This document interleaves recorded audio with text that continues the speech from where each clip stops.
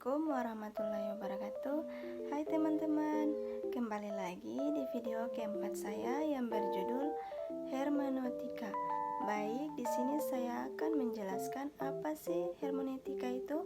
Hermeneutika adalah sebuah disiplin dalam ilmu humaniora yang berfokus pada interpretasi dan pemahaman teks, terutama teks-teks yang bersifat kompleks atau ambigu, seperti teks sastra, filosofis, agama, atau hukum.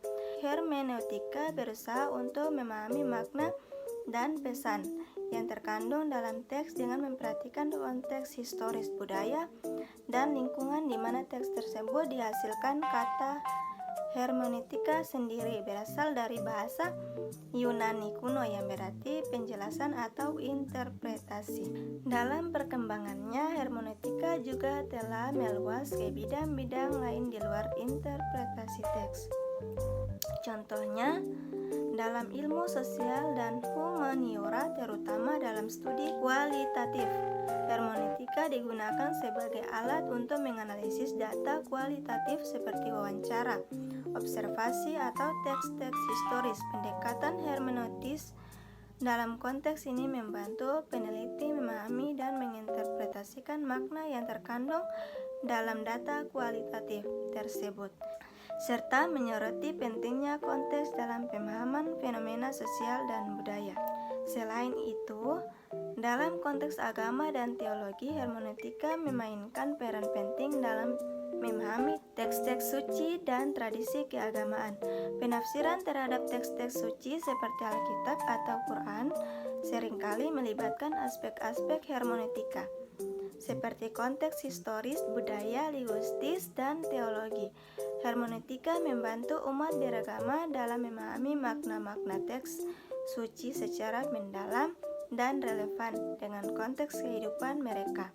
Dalam konteks filosofi, hermeneutika juga telah menginspirasi berbagai pandangan tentang sifat interpretasi, makna, dan subjektivitas. Gagasan bahwa interpretasi adalah proses terus-menerus berubah terbuka terhadap berbagai interpretasi alternatif dan dipengaruhi oleh konteks individu telah memicu pemikiran filosofis yang kritis tentang hubungan antara bahasa, pengetahuan, dan realitas. Secara keseluruhan, hermeneutika memiliki dampak yang signifikan dalam berbagai bidang, dari sastra hingga ilmu sosial, dari teologi hingga filosofi. Hal ini memperkuat pentingnya pemahaman kontekstual, subjektivitas, dan proses interpretasi dalam upaya manusia untuk memahami dunia dan menciptakan makna. Dalam konteks kontemporer, hermeneutika juga mengalami evolusi yang signifikan dengan munculnya berbagai teori dan pendekatan baru, misalnya hermeneutika fenomenologis yang dipopulerkan oleh filsuf seperti Martin Heidegger dan Hans Georg Gadamer, menekankan pentingnya pengalaman langsung dan interpretasi yang muncul dari interaksi subjek dengan objek. Selain itu, hermeneutika kritis dikembangkan oleh tokoh-tokoh seperti Paul Ricoeur, menyoroti pentingnya kesadaran kritis terhadap faktor-faktor kekuasaan dan ideologi dalam proses interpretasi. Hermeneutika feminis di sisi lain menekankan pentingnya perspektif gender dan analisis kekuasaan dalam pemahaman teks-teks klasik maupun kontemporer. Pemahaman hermeneutis juga telah diperluas melalui pendekatan interdisipliner di mana metodologi hermeneutika digabungkan dengan kerangka kerja di bidang-bidang lain seperti sosiologi, antropologi, dan studi budaya. Dengan demikian, hermeneutika tidak hanya menjadi alat untuk memahami teks-teks tertulis, tetapi juga untuk memahami berbagai aspek kehidupan manusia, termasuk pengalaman budaya dan identitas. Dalam era informasi digital saat ini, hermeneutika juga relevan dalam konteks interpretasi teks-teks non-linier seperti teks-teks digital, media sosial, dan visual. Secara keseluruhan, hermeneutika terus berkembang sebagai pendekatan interpretatif yang dinamis dan relevan dalam berbagai disiplin ilmu dan konteks budaya. Dengan memperhatikan kompleksitas interpretasi, hermeneutika membuka ruang untuk dialog lintas disiplin dan pemahaman yang lebih dalam tentang makna dan nilai-nilai yang terkandung dalam konteks dan pengalaman manusia. Salah satu perkembangan terkini dalam hermeneutika adalah penekanan pada konsep hermeneutika digital dalam era digital, di mana teks-teks sering kali tersebar melalui platform online. Hermeneutika digital berkaitan dengan interpretasi teks-teks digital seperti pesan teks, email, media sosial, dan tekanan web.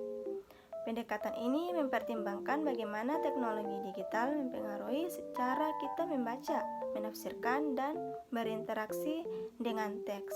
Selain itu, terdapat juga pendekatan hermeneutika terapan dalam berbagai bidang, seperti dalam konteks pengajaran dan pembelajaran. Hermeneutika digunakan dalam mendekati berbagai siswa memahami dan menafsirkan materi pelajaran, serta bagaimana guru dapat memfasilitas proses interpretasi yang lebih dalam. Selain itu, dalam konteks penerapan praktik, hermeneutika juga terus digunakan dalam bidang-bidang seperti peneliti kualitatif, analisis budaya populer, dan bahkan dalam desain pengalaman pengguna user experience design, dalam pengembangan produk dan layanan digital. Kemungkinan penggunaan hermeneutika terus berkembang seiring dengan evolusi teknologi dan perubahan dalam masyarakat dan budaya. Hal ini menunjukkan bahwa hermeneutika tidak hanya relevan secara historis, tetapi juga terus beradaptasi dengan perubahan zaman.